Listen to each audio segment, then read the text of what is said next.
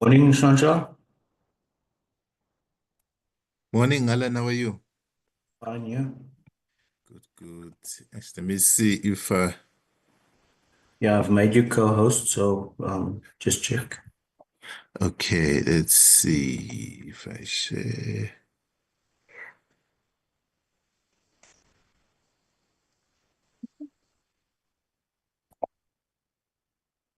And then, but can you see my slides already? Perfect. Oh, perfect. Okay, Yeah. okay. Let me just see if Is the first page amended? Because the first page refers no, to. Yeah. no, Okay. no, it's not. I tweaked, I think the last one.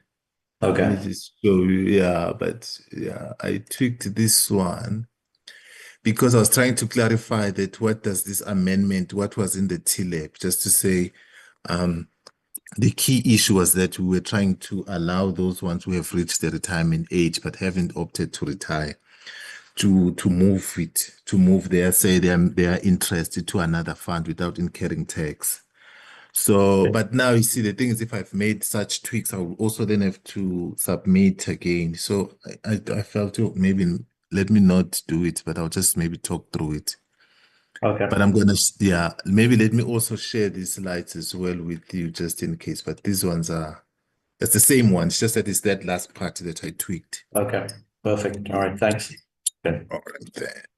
Okay, let me see. So if I stop sharing, okay, maybe stop sharing then until we start. But at least for now, I think it's working. Perfect. All right. Thanks.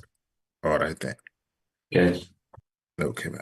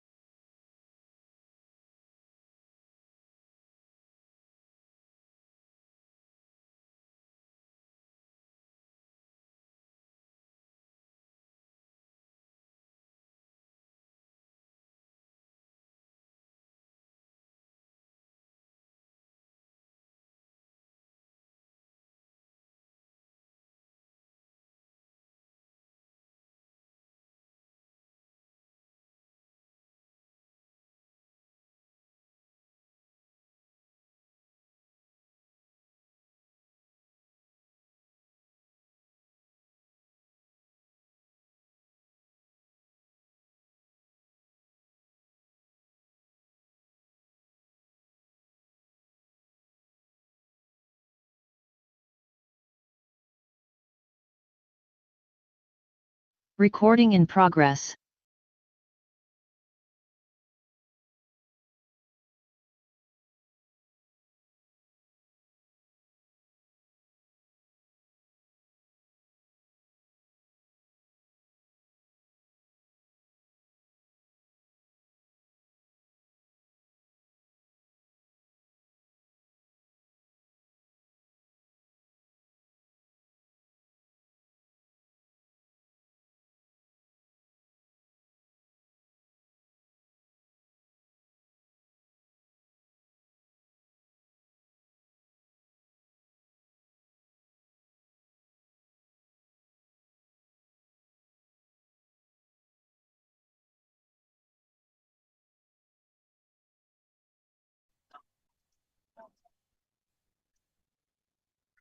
Good morning, Mutla.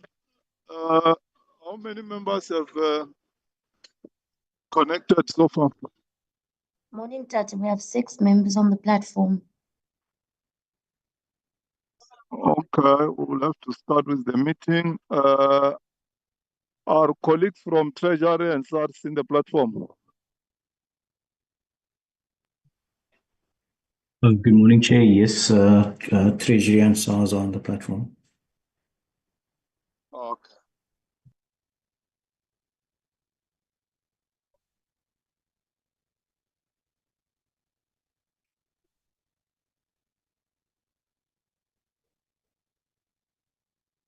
Good morning, colleagues. The meeting is officially open, and welcome all members of the Standing Committee Finance. I hope you had a good rest over the Easter. You are welcome, and welcome officials from Parliament, officials from National Treasury, SARS, media, and everybody who's here in the platform. The purpose of the meeting today is to get a briefing from National Treasury and SARS on the Revenue Laws Amendment Bill. Do we have apologies? Yes, Chair. Committee-wise, it's Mr. Beasley, and then from National Treasury, it is Deputy Minister Sarupan and Chris Axelson. They're both traveling abroad. Thank you.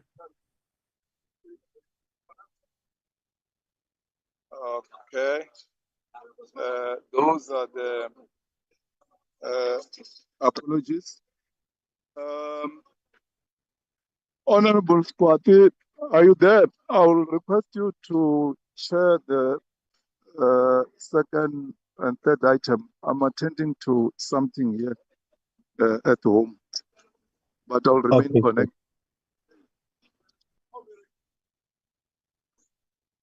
Honorable Squati, are you there? I'm here, Chair. Thank you. Okay, thanks very much. Over to you. The second item is the briefing by National Treasury and SARS on the Revenue Laws Amendment Bill, B5 2025. Over to you. Thanks very much. Okay, thank you, Chair. Trying to share my screen. Alan, can you see my screen? Not yet. Not yet, Nishan. Oh, there we go. Okay. Okay, the first one, good morning, Chair, and good morning, members. We're just going to go through this 2025 Draft Revenue Laws Amendment Bill. Key issue as well. Firstly, let me start by saying on the overview, we had this 2025 Draft Revenue Laws Amendment Bill was published on 13 December 2024. And then we held the workshops on 17 February 2025. And the key issue why we had this bill is because came as a basis of the 2024 Revenue Laws Amendment Bill, which was aimed at implementation. And then this issue came up to say, can you please address some of the issues that just emanated, which were practical issues from the funds? As a background, the 2024 Revenue Laws Amendment Bill allows individuals who were members of the Provident Fund or Provident Preservation Fund and were 55 years or older on 1 March 2021 who remained in the same fund unless they opt to contribute to the savings component and retirement component within 12 months following 1 September 2024. Now, if the member chooses to opt in, a one-time seeding amount equal to 10% of the vested component value will be calculated. Now, the seeding date will be the last day of the month in which the election is made, with the maximum cap of 30,000. Now, the seeding amount is allocated from the vested component to the savings component on the last day of the month in which the election is made. Now, however, the existing legislation stipulates that for Provident Fund and Provident Preservation Fund members who were 55 years or older on 1 March 2021 and decide to opt into the two-pot retirement system, the seeding amount must be determined based on the value of their vested component as at 31 August 2024. Now, this was the main issue, because we were then alerted in December that while several funds have drafted their rules to reference 31 August 2024 and have communicated this to their members, the seeding calculation was done on 31 August, while for others, it was done on the last day of the month in which the member chose to opt in. So this was just a key issue there. And then what the 2025 draft revenue law seeks to do, which is the main proposal, it proposes that members of the Provident Funds and Provident Preservation Funds who were 55 years or older on 21 March 2021, the seeding date and the calculation method should provide some flexibility. And this proposal aims to align the law with the fund rules as communicated to the retirement fund members. So the current wording per se, honorable members, is to say the calculation or the valuation when the member opts to the two-pot system will be as of 31 August or as the fund decides. So just to give that flexibility there. And then there were other proposals in the bill. The other proposals, basically one of them, it's much more about referencing. The bill seeks to include some of the provisions of Section 37D of the Pension Fund Act, just to give clarity on how those deductions should be made and to ensure consistency with other Section 37 deductions. So currently the Section 37D maintenance deductions and tax thereon is applied proportionally across the three components. So the other proposal that is in the 2025 RLAP relates to, I think this one is much more about the language that was made. There was inconsistency with the language between the 2024 Revenue Laws Amendment Bill and the 2024 Taxation Laws Amendment Bill. And the issue there, what we're trying to do in the Taxation Laws Amendment Bill of 2024, we're trying to ensure parity for members of the retirement fund who have reached normal retirement age in terms of the fund rules, but have not yet opted to retire from their respective fund. So what we're trying to do, they were saying those members should be able to move their retirement interest to any other retirement fund without incurring any tax liability. However, the language in between the 2024 RLAP and the 2024 TLAP didn't match, so we're fixing that. And the other thing that is contained in the 2025 Revenue Laws Amendment Bill is some correction, technical correction that we're trying to do, where in some instance we're trying to align the wording of the Provident Preservation Fund with the wording in Pension Preservation Fund. So I think that's all on our side, Chair and honorable members. Then I will thank you.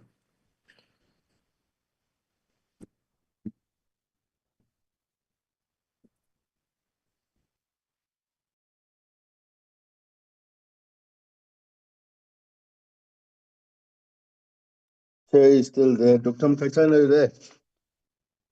If it already left, colleagues, can we have questions for clarity and comments?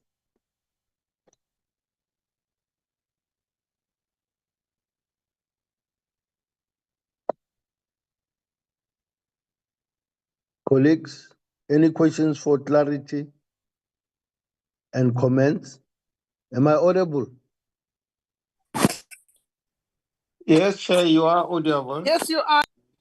Okay, okay. Well, Perhaps you're still digesting the presentation. no, Chair. Some of us went through the presentation last night. It's more for technical corrections.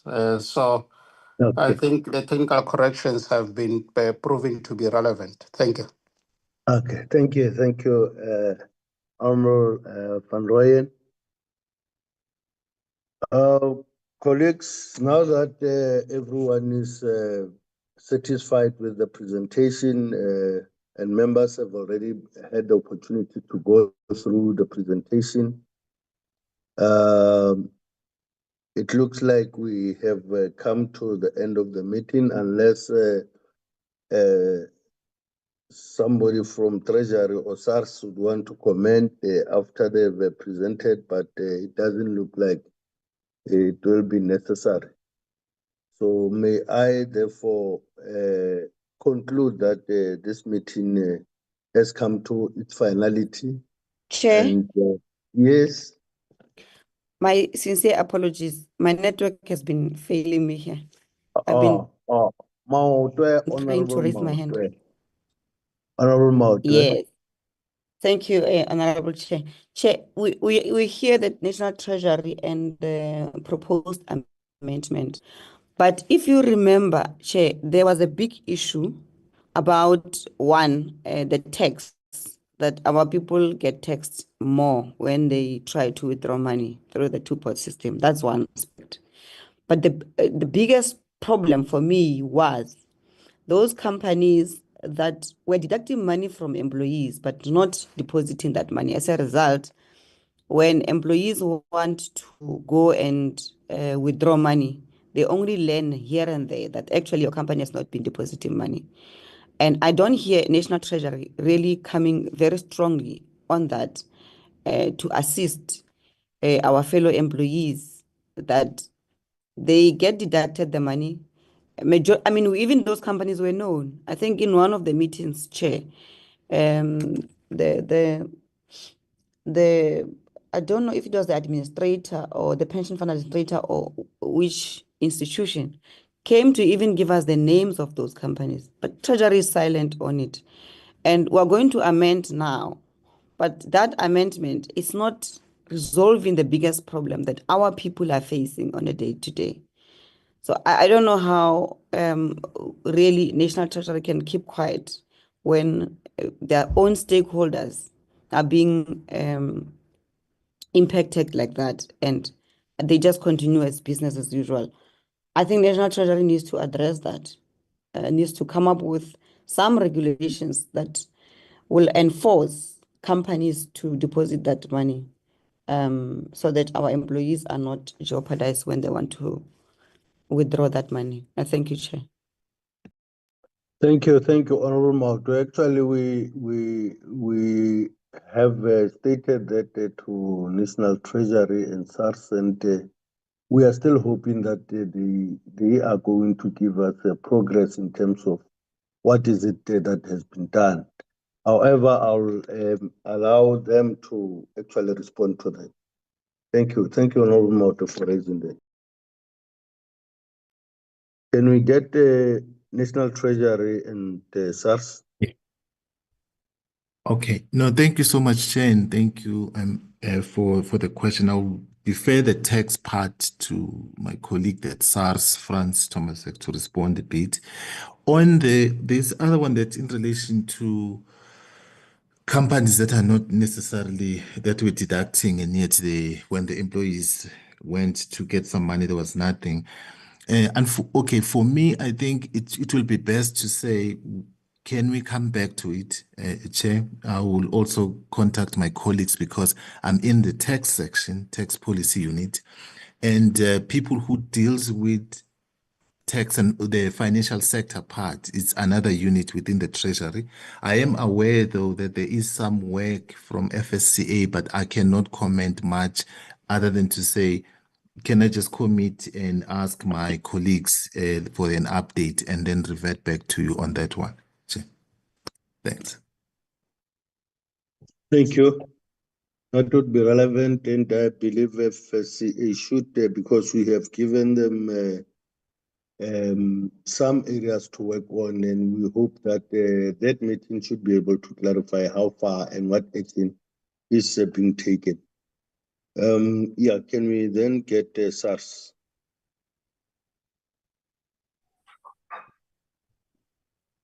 Thank you, Chair. So I think, as Nhlanhla has said, this is not really part of SARS's mandate when it comes to that particular aspect. It's clearly something that impacts on SARS, but there are regulators that are in place to deal with it. And we've offered to give feedback from that. And I believe you have had a briefing from the pension fund adjudicator, who's also active in this space. On the tax rate aspects, I think this has been quite extensively debated. As it stands at the moment, the methodology used, in fact, favors taxpayers who are on the lower income bands compared to the lump sum withdrawal tables, which would progress you quite quickly up into higher tax rates, depending on how frequently you made a withdrawal. And I know there have been comments along the way that some taxpayers may, in fact, need to make annual withdrawals. If that is the case, then you would very quickly find yourself paying a much higher tax rate on the lump sum withdrawal tables. But yeah, that is an aspect that has been dealt with quite extensively in the past. Thanks.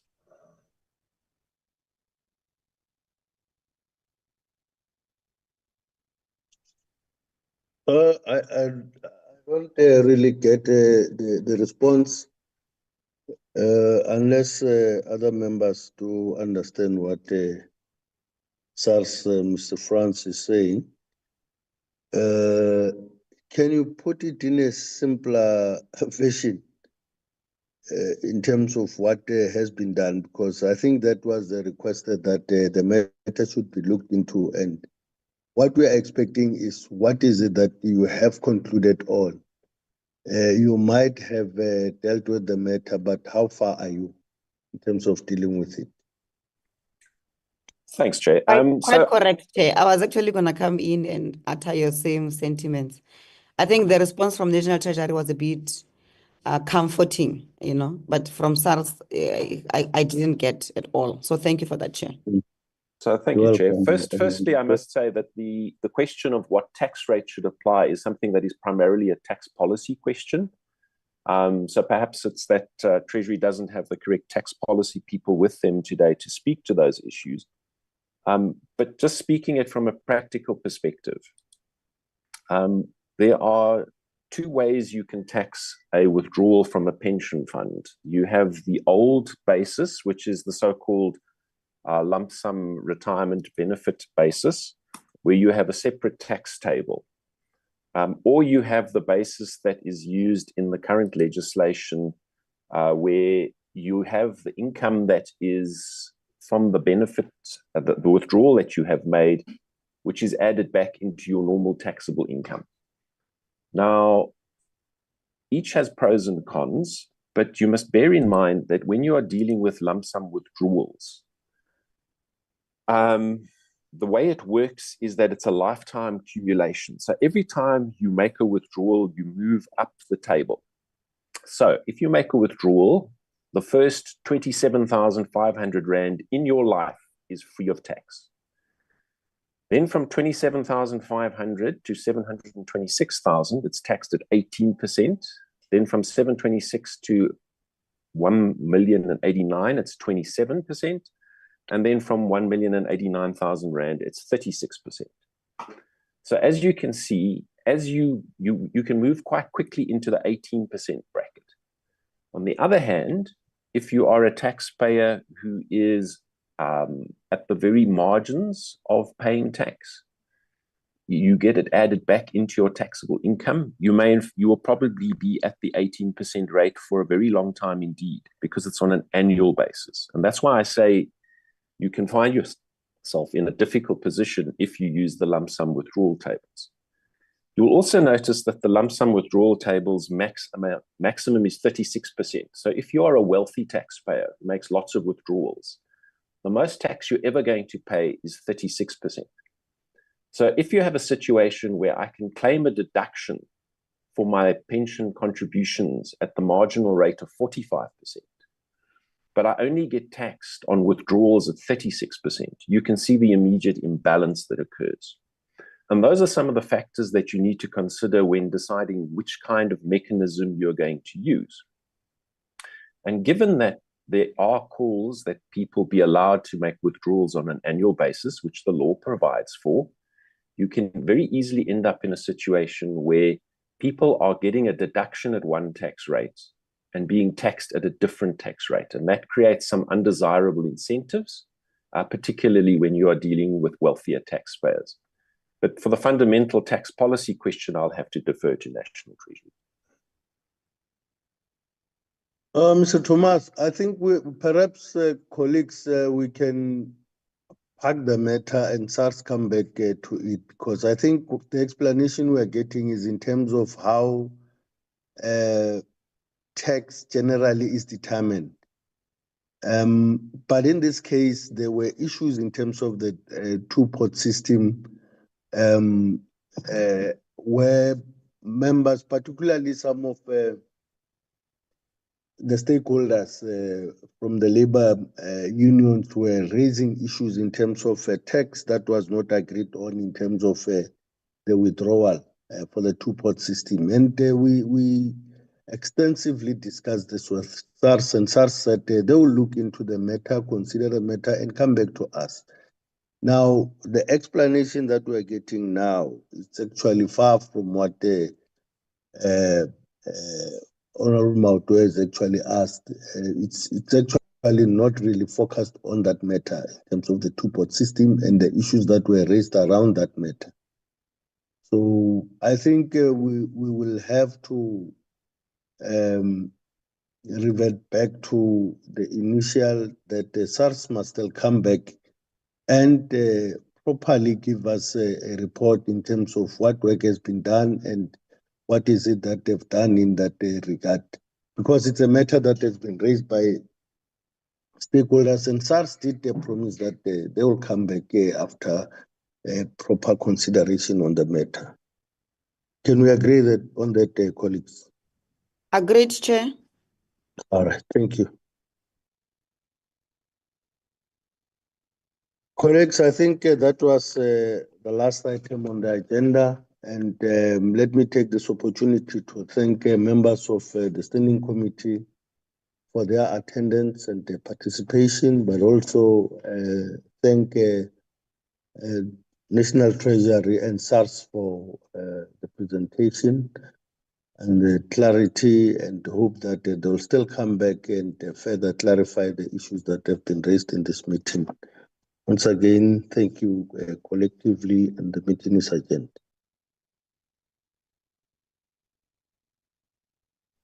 Thank you.